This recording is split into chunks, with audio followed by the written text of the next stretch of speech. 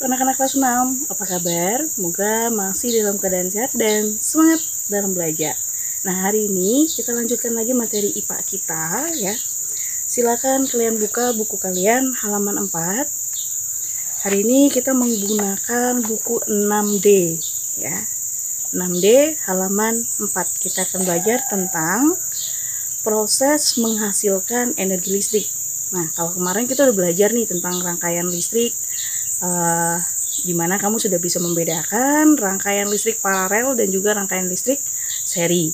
Nah, hari ini kita belajar tentang prosesnya dari penghasilan energi listrik itu dari mana aja. Nah, kalau kita lihat buku kalian halaman 4, di sana dinyatakan bahwa adanya listrik itu karena adanya sumber energi ya.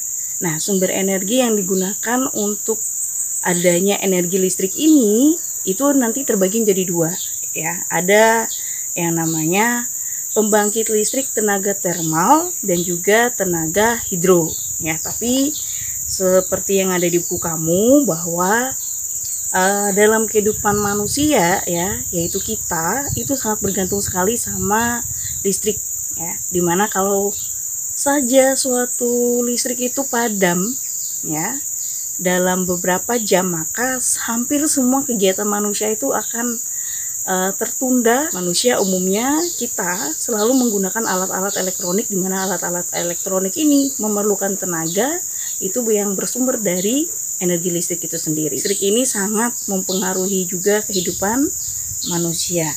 Nah, secara umum ya di buku kamu juga dinyatakan bahwa energi listrik dapat dihasilkan dari pembangkit listrik, di mana pembangkit listrik ini yaitu energi yang diperoleh dari sumber-sumber energi yang ada di alam yang akan mengubah ya turbin atau penggerak yang menjadi energi gerak, sehingga energi gerak ini akan diubah menjadi energi listrik oleh generator.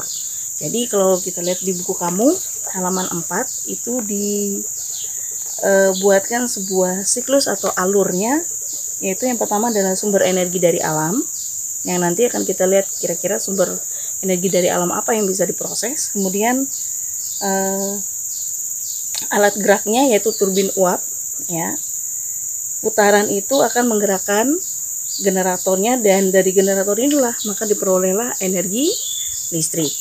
Secara umum berdasarkan sumber tenaga penggeraknya ya, pembangkit listrik itu dibedakan menjadi dua jenis, yaitu pembangkit listrik tenaga termal dan juga tenaga hidro. Pembangkit listrik tenaga termal itu artinya pembangkit listrik yang mengubah energi panas menjadi energi listrik, di mana energi panas ini diperoleh misalnya dari batu bara, kemudian minyak bumi, gas alam, serta bahan galian listrik termal, antara lain misalnya uranium ataupun thorium.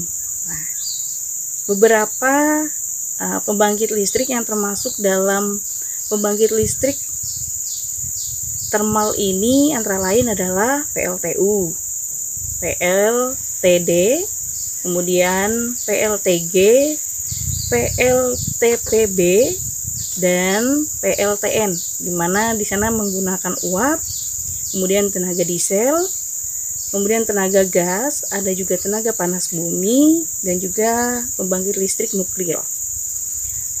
Jenis ini sudah pernah kita bahas waktu kalian berada di kelas 4 ya. Kita udah belajar tentang energi-energi yang ada di kehidupan kita sehari-hari. Nah, itulah yang dimaksud dengan pembangkit listrik tenaga termal, artinya menggunakan energi panas menjadi energi listrik ya. Yang kedua itu adalah pembangkit listrik tenaga hidro. Nah, kalau dia tenaga hidro itu menggunakan air sebagai sumber energinya. Kalau yang termal itu menggunakan panas, kalau hidro itu menggunakan air. Di mana komponen utama untuk pembangkit listrik tenaga hidro ini adalah turbin dan juga generator, seperti yang sudah kita bahas dan kita lihat tadi di gambar buku kamu ya, di halaman 4 ya. Nah, contoh untuk pembangkit listrik tenaga hidro ini, contohnya misalnya PLTA, kemudian PLTM. PLTM ini ada dua jenis ya, ada mikrohidro dan juga mini hidro. Nah, perbedaan antara PLTA dengan mikrohidro ataupun mini hidro ini terletak pada besar debit air yang dimanfaatkan dan tenaga listrik yang dihasilkan juga.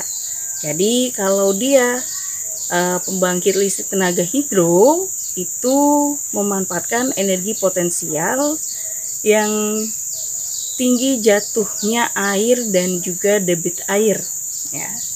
Semakin tinggi jatuhnya air, maka semakin besar energi potensial yang akan diubah menjadi energi listrik ya, yang akan diubah menjadi sumber energi listriknya.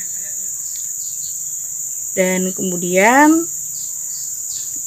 untuk prosesnya kita bisa lihat kalau dia menggunakan PLTA ya, dimana ini dia menggunakan sumber airnya adalah danau, dimana sana ada gerbang pengendali, dibuatlah kanal airnya, dan disinilah turbin akan bekerja dan tenaga ataupun arus itu akan ditampung sama generator, kemudian ada transformator yang akan mentransferkan energi itu ke rumah pembangkit. Rumah pembangkit inilah yang akan nanti melanjutkan transmisi dari arus listrik tersebut hingga akhirnya bisa kita nikmati di rumah. Nah, itu kalau kita lihat dari PLTA-nya ya. Jadi nanti tugas kalian adalah yang ada di halaman 6 ya. Nanti kalian akan mengamati pembangkit listrik tenaga mikrohidro dan mini hidro nih ya. Jadi nanti akan kalian lihat dan amati perbedaan antara yang mana makrohidro dan mana yang mini hidro. Kira-kira yang dilihat dari debit airnya, kira-kira yang mana termasuk makro dan yang mana termasuk mini hidronya. Jadi ini tugas kalian di rumah ya, silahkan dikerjakan. Oke, sampai di sini dulu materi pembelajaran kita hari ini. Apa yang sudah kita bahas kamu catat di buku catatan dan latihannya dikerjakan ya, yang ada di halaman 6 tadi. Oke, ingat selalu jaga kesehatan, terapkan pola hidup sehat dan juga selalu melaksanakan yang namanya protokol kesehatan, yaitu dengan cara tidak lupa selalu mencuci tangan dan juga menggunakan masker ketika berada di luar. Oke, sampai di sini dulu dan kita akan bertemu lagi di video pembelajaran selanjutnya. Sampai jumpa.